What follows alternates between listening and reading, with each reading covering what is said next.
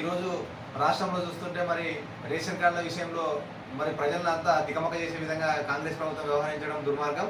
తక్షణమే రేషన్ కార్డుల విషయంలో ఎవరికైతే అప్లై చేసుకుంటారో ప్రతి ఒక్కరి ఫ్యామిలీకి కూడా రేషన్ కార్డు ఇచ్చే విధంగా, ఎవరికైతే కొత్తగా పెళ్లిళ్ళైన వాళ్ళకు కూడా తక్షణమే రేషన్ కార్డులు ఇవ్వాలి. మొన్న ప్రజాపాలనని ఫామ్లు తీసుకున్నారు, మళ్ళీ దాని ప్రకారం రేషన్ కార్డులు ఇవ్వాలి. కానీ ఇవాళ కొంతమందికి రేషన్ కార్డులు ఇచ్చి మిగతా వాళ్ళకి రేషన్ కార్డులు ఇవ్వకపోవడం దుర్మార్గం.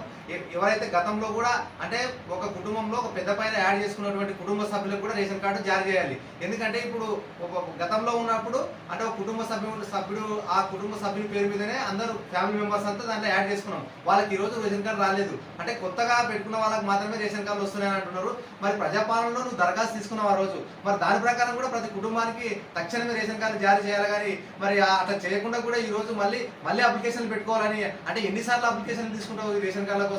అసలు నీకు రేషన్ కార్డులు ఇచ్చే ఉద్దేశం ఉంటే ఇవ్వు, లేకపోతే లేదు. అంతేగాని ప్రజలకు గందరగోళం చేసి ఇవాళ మీ సేవా కేంద్రాల కోడతో తిప్పడము, మరి ఎంఆర్ఓ ఆఫీసుల కోడతో తిప్పడము ఇదంతా దుర్మార్గం. ప్రజలు కూడా తప్పుదోవ పట్టిస్తున్నటువంటి రేవంత్ రెడ్డి తక్షణమే ప్రజలకి క్షమాపణ చెప్పాలని డిమాండ్ చేస్తున్నాం. మరి ఎవరికైతే కొత్తగా పెళ్లైనా, ఎవరికైతే ఈ రాష్ట్రంలో రేషన్ కార్డులు లేవో ప్రతి ఒక్క కుటుంబానికి కూడా ఖచ్చితంగా తక్షణమే రేషన్ కార్డులు ఏ షరతులు లేకుండా రేషన్ కార్డులు మీ సేవలు అప్లై చేసుకున్న వాళ్ళకి ప్రతి ఒక్కరు కూడా రేషన్ కార్డులు ఇచ్చే విధంగా ఖచ్చితంగా కార్యక్రమం చేపట్టాలి రేవంత్ రెడ్డి సర్కారు, కాంగ్రెస్ ప్రభుత్వం.